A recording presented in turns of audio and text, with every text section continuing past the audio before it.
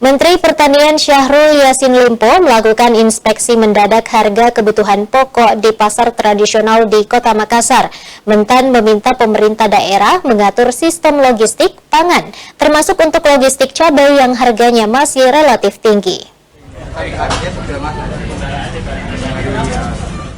Menteri Pertanian Syahrul Yassin Limpo melakukan kunjungannya ke pasar tradisional Pabaeng-Baeng, Kecamatan Tamalate, Kota Makassar pagi tadi.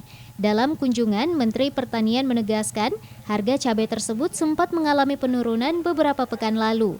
Namun harga cabai kembali naik menjelang Idul Adha dan setelah Idul Adha 1443 Hijriah.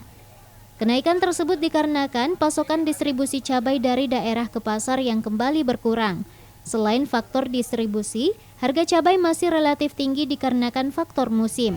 Tentu ini lebih banyak domainnya ada di pemerintah daerah mengatur pasar, tetapi saya akan coba intervensi untuk ikut mengatur bersama Menteri Perdagangan agar distribusi dari daerah produksi ke daerah suplai harus bisa kita ikut mengintervensinya agar benar-benar dari neraca produksi, misalnya cabai, neraca kita oke, di beberapa tempat ada delay panen karena musim, ya memang betul, dan itulah memang dinamika di pertanian seperti itu. Sementara itu, berdasarkan data dari Pusat Informasi, harga pangan strategis nasional atau PIHPS, harga cabai masih relatif tinggi.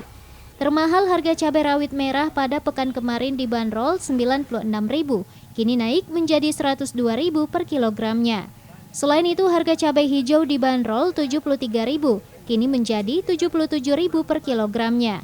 Sedangkan cabai merah keriting masih mengalami kenaikan yang dibanderol dengan harga Rp89.000 per kilogramnya dan cabai besar sebelumnya dibanderol Rp75.000, kini menjadi Rp84.000 per kilogramnya. Rusma Wandirara, Celebes TV.